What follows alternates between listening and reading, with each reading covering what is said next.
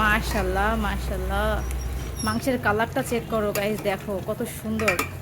এটাকে আমি সুন্দর করে কষিয়ে নিব দারুণ করে, তারপরে এটা পানি দিব। এখনও পানি দিব না, এটা মাংস থেকে পানি বের হয়েছে।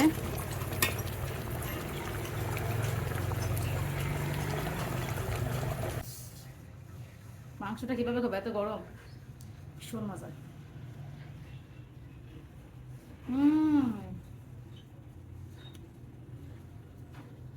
ভীষণ ইয়াম্মি, ভীষণ মজার গরুর মাংস আজকে আমি রান্না করব আর তোমাদের সাথে রেসিপি শেয়ার করবো আমি কীভাবে রান্না করি। তো চলো গাইস, আজকে দেরি না করে আমার এই মজার গরুর মাংসের রেসিপিটা তোমাদের সাথে শেয়ার করে দিই। দেখো আমার এখানে 1 কিলোর মতো মাংস আছে, সো আমি এই মাংসটাকে রান্না করব আর তোমাদের সাথে দেখাবো যে আমি গরুর মাংস কীভাবে রান্না করি। আমি আমার মতো করে রান্না করতে পছন্দ করি, সো যাই হোক আমার মতো করে রান্না করবো, তোমাদেরকে দেখাবো।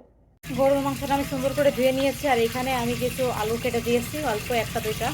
আর এখানে পেঁয়াজ রসুন যা যা মশলা আছে সব কিছু ব্লেন্ড করেছি একসাথে, দিয়ে দিব তেলের ভিতরে। আমি সব মশলা একসাথে ব্লেন্ড করি ব্লেন্ডারে দিয়ে, যা যা আমার দরকার, আদা রসুন পেঁয়াজ যা যা লাগে সব কিছু। এখানে মরিচের গুঁড়া হলুদের গুঁড়া লবণ আছে, আমি সব কিছু অ্যাড করবো অল্প অল্প করে। সুন্দর করে মশলাটাকে আমি কষিয়ে নিচ্ছি। দেখো গাইস, এই যে কিছু জিরে আমি অ্যাড করবো, যদিও আমি জিরে বেটে নিয়েছি, তারপরে একটুখানি জিরে আমি অ্যাড করে দেবো। মাংসগুলোকে সুন্দরভাবে আমি দিয়ে দিচ্ছি এর ভিতরে, দেখতে পাচ্ছি এই যে গাইস কত সুন্দর করে মাংসগুলোকে আমি চুলার মধ্যে দিয়ে দিচ্ছি। দেখো দেখো গাইস, মাশাআল্লাহ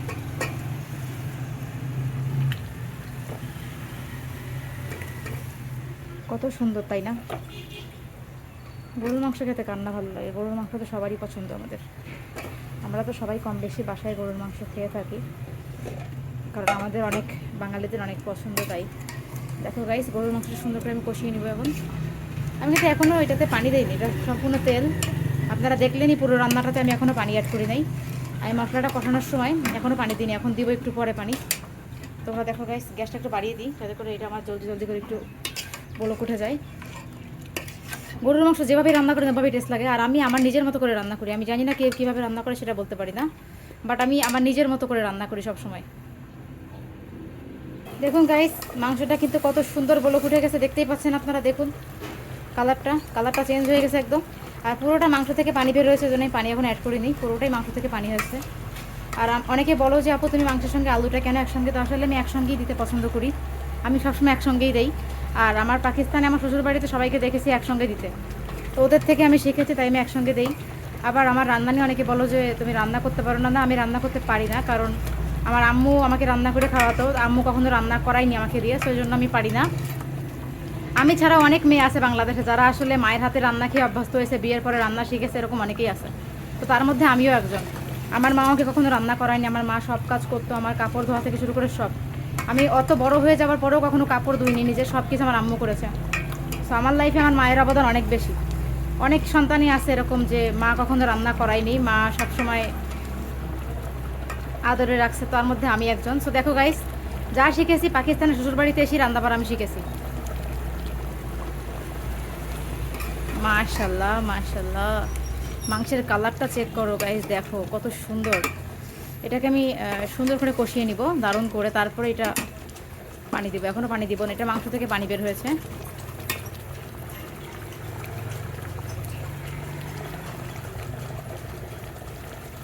কেমন লাগছে গাইস আপনাদের কাছে, দেখেন তো।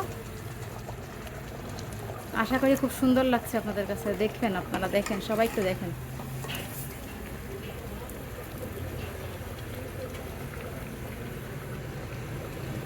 মাশাল্লাহ, গরুর মাংসের যেভাবেই রান্না করবেন ওভাবেই টেস্ট হবে। গরুর মাংস আসলে যেভাবেই রান্না করেন ওভাবেই মজা লাগে, জানেন তো।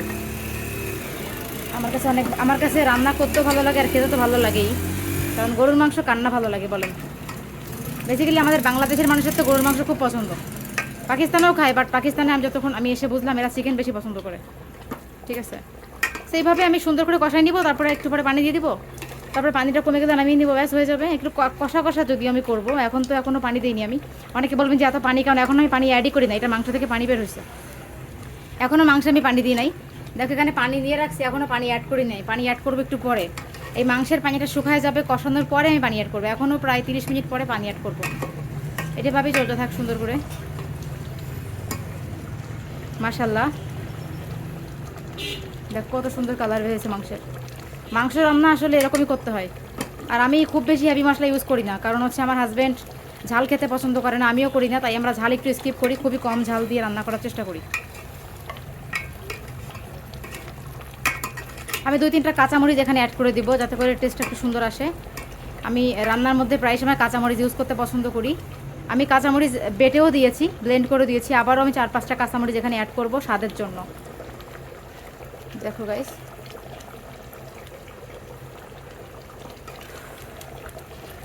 এখনও পানি দিইনি আমি, সবটাই মশলা, একটু বাদে পানি দিব হালকা করে। তবে আমার হাতে সব রান্না আমার হাজব্যান্ড খুব পছন্দ করে, আসলে আমার হাজব্যান্ডের পছন্দ হলেই এনাফ। দুনিয়ার কে কী বললো, সবাই তো আর আমার রান্না খাবে না, তাই একজনের রান্না একরকম হয়। কাঁচামরিচ আমি ধুয়ে সুন্দরভাবে মাঝখান থেকে ফেলে নিয়েছি, এটা আমি এখন দিয়ে দেবো মাংসের ভিতরে। অপশনাল, এটা জাস্ট টেস্টের জন্য দিয়েছি।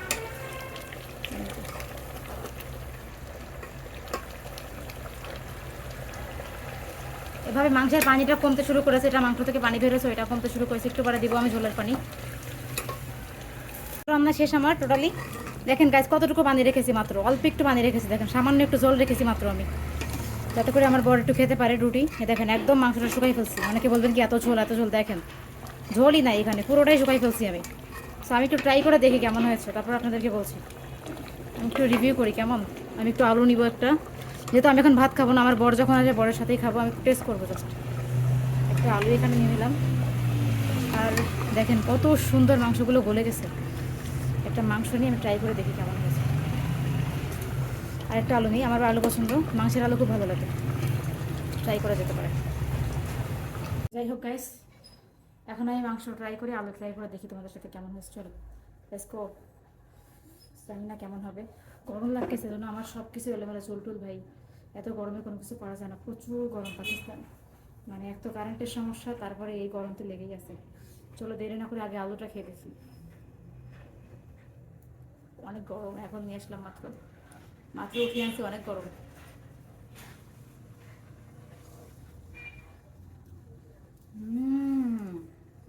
অসাধারণ লেগেছে, অসাধারণ অসাধারণ। মাংসটা কীভাবে খাবো, এত গরম, ভীষণ মজা।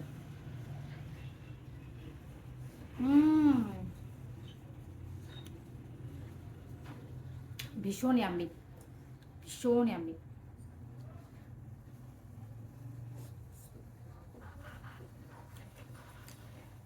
খুব মজা, জাস্ট এক্সিলেন্ট। কার কার গরুর মাংস পছন্দ কমেন্ট করে জানাও, ঠিক আছে? আর কোন জেলা থেকে আমার ভিডিও দেখছি একটু কমেন্ট করো না প্লিজ। আমি দেখতেছি আমার ভিডিও কোন কোন জেলা থেকে দেখছি। আমি পাকিস্তানে থাকি, আপনারা কোথায় থাকেন কমেন্ট করে জানান। Thank you.